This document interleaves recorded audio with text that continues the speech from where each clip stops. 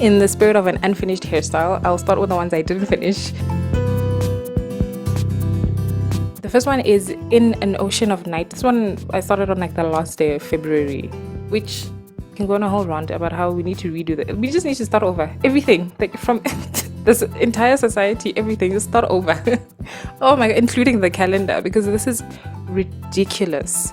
Anyway, In the Ocean of Night, I think it is a choice to have your main character be a sociopath. And my thing is, I don't think that Gregory Benford knew he was writing a sociopath. I think we're supposed to like this guy, and that scares me. In the Ocean of Night is like a first contact alien invasion, maybe the aliens want to kill us type of sci-fi, and I found that I was rooting for the aliens that had yet to be discovered yet by the point that I was in the book. I was like, oh my god, I hope they come, I hope they start with this man. Also, listen to this. Alexandria emerged from the vapor shower, her expressive bottom jiggling beneath a sheen of moisture.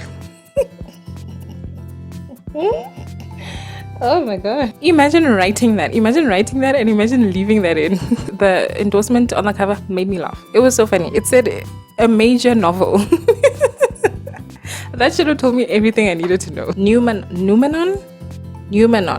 Me and Marina J. Lostetter. I didn't really like it. I liked Activation Degradation, and I've since tried to read, I think, 2 more of her books, and they just have not worked for me. And it's not necessarily the writing. I like her writing style. It's just the story most of the time. Like, I'm waiting for that one Marina J. Lostetter book that's going to be like for me. Anyway, this one is a generationship story, and oh god. Once you've read one generationship story, you've read them all. Most of the time, generationship stories are like about political intrigue, or there's like a weird social dynamic on the ship, or it's like a microcosm of our own world, our world under a microscope, basically, which is boring. I'm bored by that. I need there to be something else, and that something else for me needs to be like exploration and discovery or something. Like the generationship needs to be a means to an end. Like we're going somewhere and then we're gonna do other things when we get there, or something. Anyway, in this generationship story, the reason why I picked it up in the first place, the setup is that the denizens of this ship are headed to a strange, weird, distant star. The star is doing something weird, but this book is not really about that. This book is like little stories about different people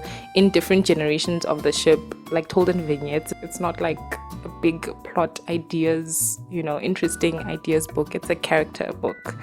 Not for me. Then there was Journal of Solitude. This was my bedtime story for a while, but the thing about a good bedtime story is it has to be dull enough to put you to sleep, but not so dull that the dullness draws attention to itself. Then Fellowship of Bakers and Magic. This I was going to do like a video where I try and find more, or I try and read more cozy fantasies. They're bad. The only good ones are Legends and Lattes and what is it called? The Bookshop and the Barbarian.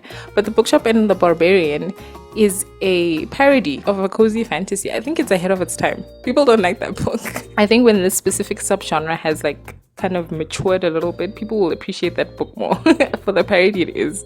But like, those are the only 2 I've read that are good. This one was horrible. My notes that I wrote, just the only note that I wrote for this book was, God, I miss Viv. Like, oh my god, yeah. The main character in this book was horrible. She was like a petulant brat. She didn't accept help for no reason. There was no reason for her to not accept help. This character is like a white woman, a white human woman who spent just so much time whining about magic racism. It was ridiculous. Also, the writing was not good. This is self-published. My standards for self-published books are high because I've read really good self-published books, so it can be done. So there's no excuse. Just because it's on KU doesn't mean you get away with terrible writing. The writing was horrible, but the main thing that made me stop reading this was the main character. Then I tried to read The Empress of Forever, and this one was giving Doctor Who. Then there was Stumbling on Happiness. This is a non-fiction about psychology or something. I don't even remember. All I remember is that this is a worse version of Thinking Fast and Slow.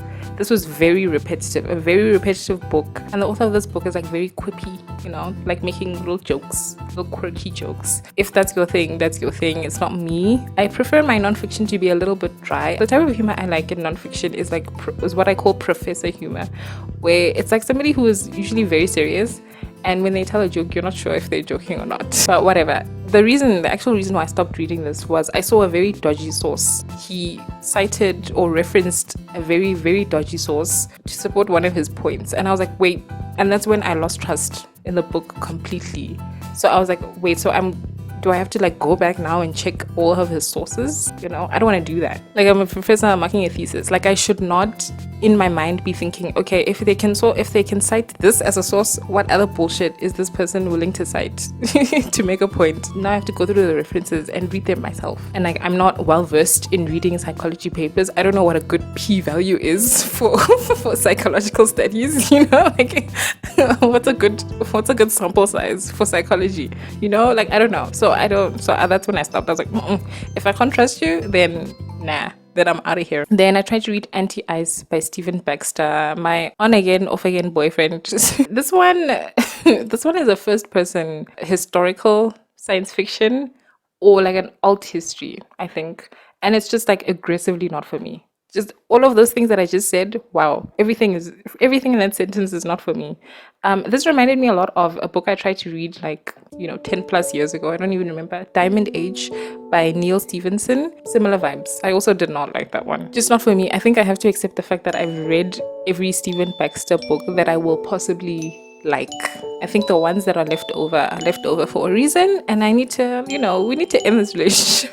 It was good while I lost it. I tried to read Red River 7, and this is like Lost, a bunch of people wake up on a boat that's going down the river, and all of their memories have been erased. They see physical evidence on their bodies of like weird surgeries that have been done on them. I think they're all armed. It's, one of those. I will just quote my notes. This is what I wrote in my notes about this book. God, I hate Lord of the Flies so much. Yeah, pretty much. My disappointment in the final product is immeasurable, and this is why I usually don't use heat to curl my hair, because like what did we even do? We did nothing.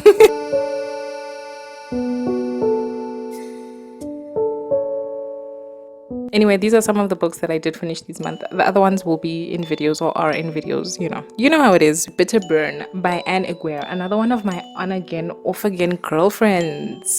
This was a good one. This is probably the best Beauty and the Beast retelling or reimagining or whatever I've ever read.